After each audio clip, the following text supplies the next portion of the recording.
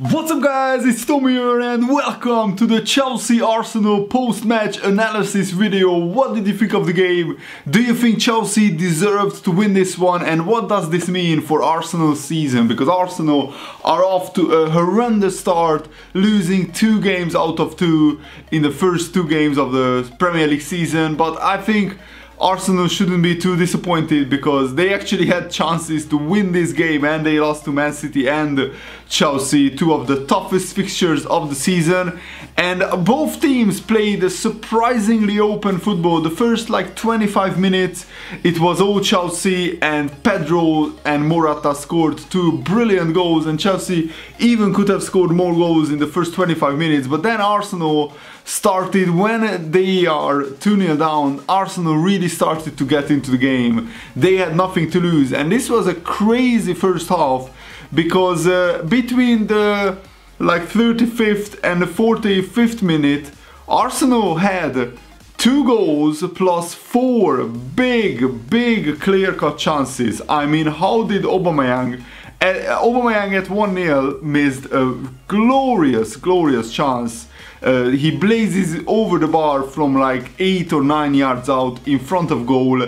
Normally Aubameyang clinical in those situations, but today he wasn't. And also, you know, Mkhitaryan missed a similar chance before Arsenal got their first goal, blazing it over the bar from in front of goal. Absolutely incredible misses by the Arsenal players. Unai Emery must have been absolutely fuming on the touchline. But then, you know, Arsenal finally got to go back through Mkhitaryan. Actually, his finish was very good. Even though Kepa Arrizabalaga, the new Chelsea goalkeeper, got a hand to it. You know, maybe he should have saved it, I'm not sure. But Mkhitaryan actually scored from the chance that was a lot harder than the first one that he missed. And this was, you know, from Chelsea, this was a very similar performance to how Napoli played under the current Chelsea manager, Sarri, because they were always full of goals but very open and very, you know, vulnerable at the back. And it looks like the Chelsea will have a similar season. On the other hand, I don't really know what to make of this Arsenal team, because they had a 10-15 minute spell where they blitzed Chelsea, and they honestly could have scored 5 or 6 goals in the first half alone. But the second half, Arsenal were very passive, and I don't understand, like, how can you go from dominating Chelsea at the end of the first half and creating chances for fun to just having 1 shot on target in the second half? And what I don't also understand is why is Iwobi playing instead of Lacazette on the left wing? I know that Lacazette is not a left winger, but why not create a formation that suits your best players? And frankly, one of Arsenal's best goal scorers is Lacazette, and he's constantly sitting on the bench. I can maybe understand why you know, Emery didn't want to start with Lacazette, because against big teams like Man City and Chelsea, you want to have as many bodies in midfield as possible. But Iwobi is not really famous from you know, his defensive work or tracking back.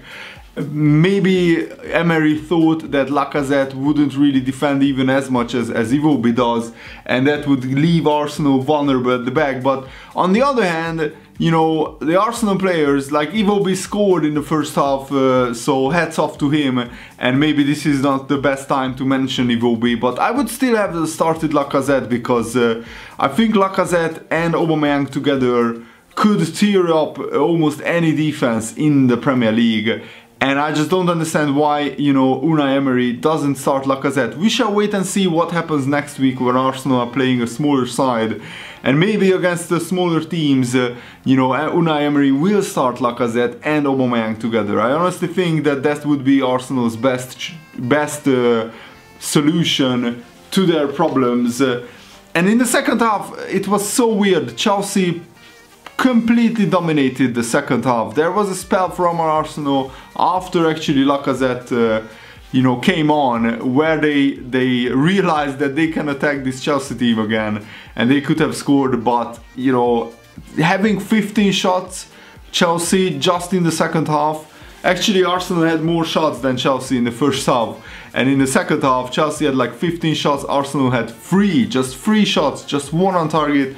And Chelsea had twice as much possession as Arsenal in the second half. And it was one-way traffic for most of the second half. And Chelsea really deservedly got the winner through Marcos Alonso. Eden Hazard came on, that put Chelsea's play on another level, and Eden Hazard is Chelsea's best player, so he's also just getting back to fitness. And I think Unai Emery, you could see on his face when Chelsea scored the third goal that he was really disappointed. I'm sure that Unai Emery didn't want to start off his Arsenal career with 2 defeats from 2 games, because this will leaves Arsenal with very little room for error, very little margin for error. Because if Arsenal lose to a smaller team now in the next like 3, maybe 4 games in the Premier League, that will leave Arsenal massively behind. They are already 6 points behind Chelsea and 6 points behind Tottenham. And even though we are only on the second game week, if Man City probably will beat Huddersfield tomorrow, and if Man United and Liverpool also win, then Arsenal will be 6 points behind the top 5 teams already.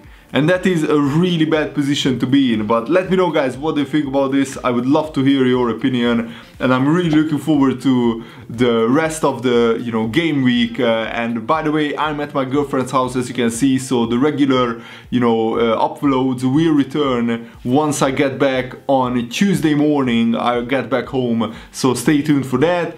And also let me know, what do you think about Emery's tactics, because I find it very interesting that Emery has thrown in Guendouzi against huge teams like Man City and Chelsea. They have very experienced midfielders, and even though Guendouzi didn't do that badly in the Man City game, Guendouzi failed to track Sterling properly. He mistimed the ball as well, where Aguero went clean through. And in this game he made some mistakes as well, but he's just a kid, he's 19 years old.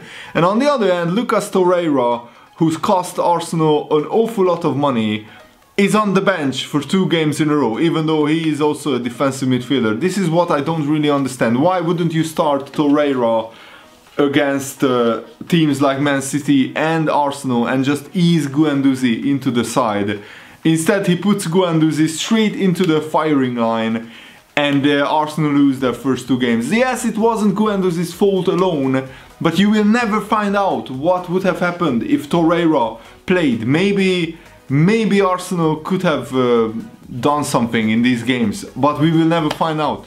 By the way, Petr Cech, I think he redeemed himself. He made some really big mistakes in the Man City game, but today he made some world-class saves, and the goals, he couldn't really do much about them.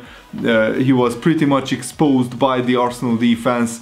And Arsenal, even though attacking-wise they can be a joy to watch, they still have the defensive mistakes, the defensive errors that I predicted that Arsenal will have, because they didn't sign a defensive, they didn't sign a centre-back or a full-back who screams quality like, what Man City did or Liverpool did.